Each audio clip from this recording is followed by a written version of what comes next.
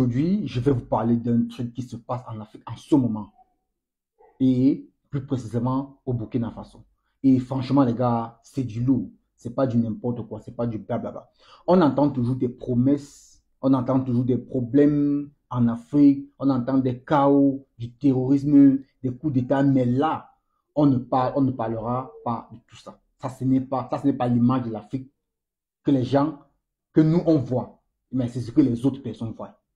Ici, là, on va parler du capitaine Ibrahim Traoré, le jeune président, le jeune vital de moins de 40 ans, qui est en train de transformer le Burkina Faso en ce moment dont je vous parle. Il n'a pas fait de promesses dans le vent. Il n'a pas juste parlé. Il n'a pas juste dit, comme les autres, je te dis qu'on va faire ceci, on va faire cela. Mais il l'a fait. Il est en train de le faire. Le gars a conçu des maisons. Il a relogé des familles. Il relance de l'agriculture. Et il ne finit, et il le fait sans l'aide de personne, pas d'aide venant de l'étranger. Tous que du Burkina. Oui, ça mérite qu'on s'arrête dessus, bien sûr. Et on en parle. C'est peut-être pas encore parfait, oui, c'est vrai, mais c'est un vrai exemple. Oui, ça mérite qu'on s'arrête dessus. Ce n'est pas peut-être parfait, ce n'est pas peut-être parfait, pas encore, mais c'est un vrai exemple. Tu vas voir et tu vas kiffer. Imagine, tu as tout perdu. Un instant, tu as tout perdu. Tu as dû fuir ton village à cause des attaques. Tu n'as plus rien. Tu vis sous une tente. Et puis un matin, là, on vient te dire, t'inquiète, tu vas avoir une maison gratuitement avec ta famille. Imagine un peu comment une mère peut être en joie quand elle reçoit ce genre de nouvelles. C'est exactement ce qu'a lancé Traoré. Plus de 5000 maisons pour des déplacés. Imaginez un peu. Pas de crédit, pas en mode on verra l'année prochaine. Non, il a fait maintenant. Vous comprenez un peu, chers abonnés. Qu'est-ce que vous... que- quel est, qu'est-ce que toi tu en penses quand tu écoutes ça? Un jeune homme sorti, donc il veut seulement le changement dans son pays. Et ces raisons-là, ce n'est pas des cabanes, hein. Ces maisons-là, ce n'est pas des cabanes. C'est des vraies constructions solides. Le peuple a eu un choc, un bon choc pour une fois, bien sûr. Ce n'est pas les carabotes, c'est pas du buzz, mais il est passé à l'action. Ce qui est ouf dans tout ça, c'est que ça sait pas faire. Il n'y a pas eu pas de tour de télé, de la fête en mode tapis rouge. Le chantier a été, le chantier a commencé, les chantiers ont commencé direct sans faire de bruit. Des ouvriers, vous voyez des ouvriers, des briques, des briquettes et c'est parti. Pas de multinationales, pas d'ONG qui viennent se mettre au milieu, uniquement des Burkinabés qui ont construit pour des Burkinabés. Ouais, et ça marche. Vous voyez par exemple à Kaya, à Dori, à Titao, des villages qui étaient à moitié morts reprennent vie. Ça c'est un homme, on peut dire quoi? Chapeau à toi le capitaine Ibi. Chapeau à toi. Vous savez, vous savez, ce monsieur, il a compris ce que la plupart, que beaucoup de présidents, ils ne comprennent pas. D'autres présidents ne comprennent pas. Tu peux avoir une armée tellement solide. Tu peux avoir l'armée la plus équipée. Mais si ton peuple a faim et dort dehors, tu as tout perdu. Oui. Parce que lui, il a fait l'inverse. D'abord, redonner une vie normale aux gens. Hein? Tu donnes un toit à quelqu'un, tu le stabilises. Du coup, les groupes armés là ont ils ont plus de mal à recruter. Parce que, imagine un instant, pourquoi est-ce que quelqu'un ira tout risquer? Il ira tout risquer si tu as une maison et que tu as tes enfants qui vont à l'école, pourquoi est-ce que tu pourras tout risquer pour rejoindre les groupes terroristes? Est-ce que ça ne donne pas? Ça s'appelle construire la paix avec le béton et de l'espoir, simple mais efficace. Oui, très efficace. C'est comme s'il il est venu, il a conçu une maison ici, là, il a fait peut-être 1 kilomètre, il est parti. Non, il a fait ça. C'est comme s'il a une nouvelle petite ville qu'il a construit à l'intérieur. Le truc cool, le truc cool, c'est que c'est pas juste, tiens, voilà ta baraque, débrouille-toi à l'intérieur. Autour des maisons, il y a des écoles, des petits hôpitaux, voilà la route qui passe, il y a des marchés. Ça réfléchit. Oui, on recrée des quartiers. Les gens s'épanouissent. Les gens vivent en paix, dans l'amour, dans la joie. Parce que, et tout le monde participe. Tu vois, les gens posent des briques, mais aussi les bases d'une nouvelle vie. Et c'est encourageant. Ça motive. Ça motive quelqu'un. Vous allez voir, des personnes vont déjà chercher à avoir le visa pour le Burkina Faso. Les étrangers vont chercher à avoir le visa pour le Burkina Faso. Parce que le pays là, c'est trop cool. C'est trop cool. Tout est local et ça change tout. Et là où c'est très fort, c'est que c'est fait tous à base des matériaux locaux. Pas de bois étranger qui prennent 80% du budget généralement. Ouais, on exporte du bois, on importe du bois. Bon, le ciment, les briques, les ouvriers, tous étaient 100% burkinabés. Par exemple, il y a ce jeune homme, on l'appelait Moussa. On l'appelait Moussa, oui. Un gars qui bossait comme un manœuvre. Et maintenant, il est chef d'équipe. Il forme des jeunes du quartier et ils bossent ensemble fièrement. Et ça, c'est l'économie réelle. Qu'est-ce qui est dû à l'intérieur? Qu'est-ce qui est dû pour mettre le pays en avant? Hein? Comment est Quand est-ce que les autres vont comprendre ça? Quand est-ce que les autres vont comprendre ça? Les maisons font tourner toute l'économie, bien sûr. Parce que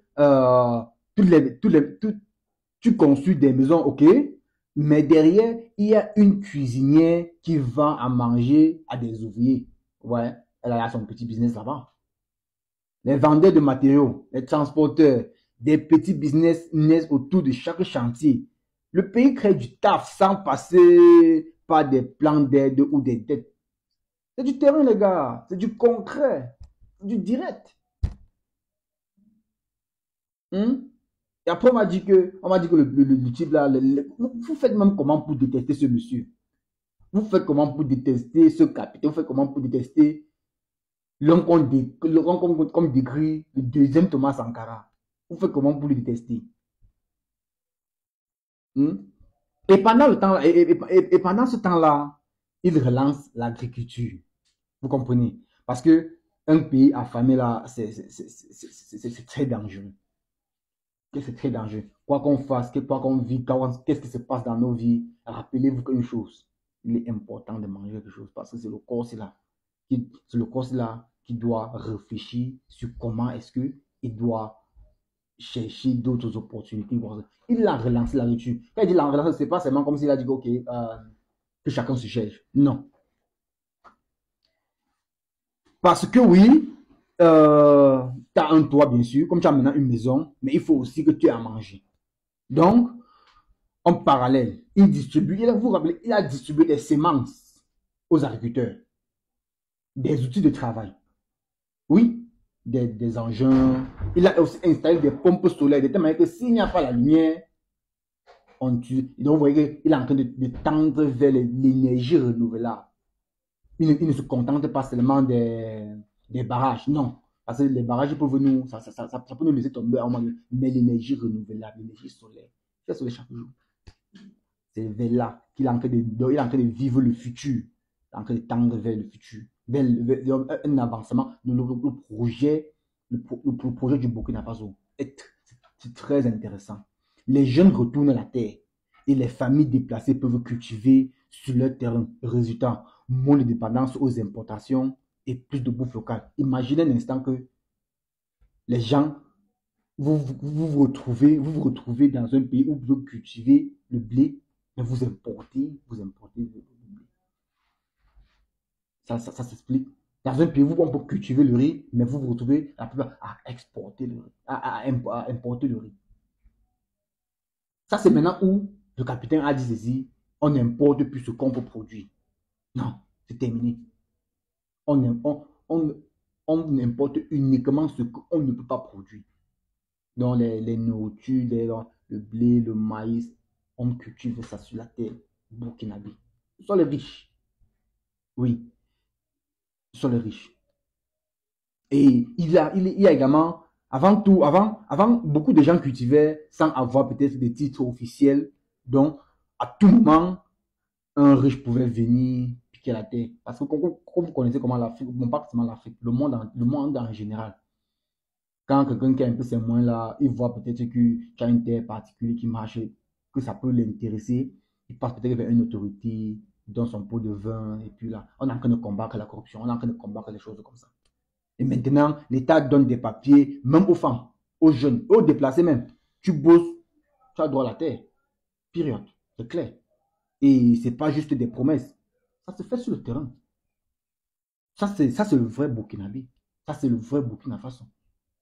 Oui, ça, c'est le vrai. Ça, c'est l'Afrique que les Africains rêvent d'avoir. Sans oublier, il y a cette partie-là. Il y a l'or du pays. Et l'or du pays, ils ont resté enfin dans le pays. Oui. Parce que l'or, c'est une richesse énorme. Pour ceux qui ne savent pas, c'est un peu comme ça que les pays gardent les avoirs de leur pays. De l'argent de leur pays. Ils stockent ça en or, en réserve. Vous comprenez, dans des matières, des ressources naturelles là. C'est ça qui donne, c'est ça qui montre parfois à quel point un pays est riche. Mais avant, c'était toujours des étrangers qui se servaient. Là, il y a un changement total.